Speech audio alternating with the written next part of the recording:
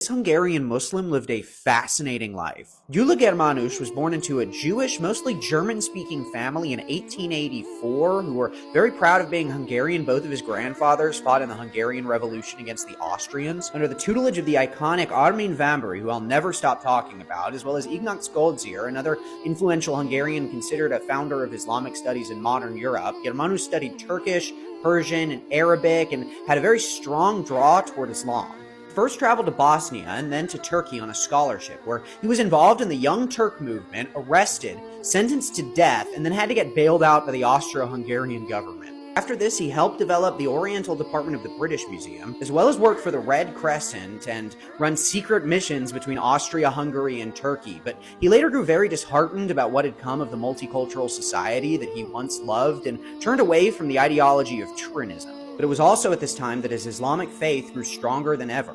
In the 1920s, he was invited by Rabindranath Tagore, Bengali philosopher, artist, and the first non-European to win a Nobel Prize in Literature, to organize and lead the Department of the History of Islam at Visva Bharati University. It was here that he took the name Abdul Karim. Later, he traveled to the Arabian Peninsula and Egypt, entering Al-Azhar University, nearly impossible at the time for a European. Then, in 1935, he performed his first Hajj in secret, but with a Hungarian flag sewn underneath his clothing. His descriptions of the Kaaba and the Black Stone were unprecedented in Central and Western Europe. Germanus was even invited into the tent of Ibn Saud, the first king of Saudi Arabia.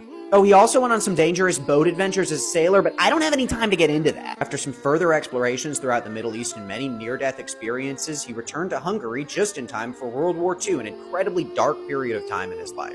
His wife, Roja, whose mental health had seriously deteriorated out of fear for her Jewish-descended husband's life amidst the height of the Holocaust, reportedly committed suicide as he left Budapest in search of a place for them to hide out. After the war, he would focus his scholarship on the poetry of 9th century Arabic poet Ibn al-Rumi. He would also eventually remarry.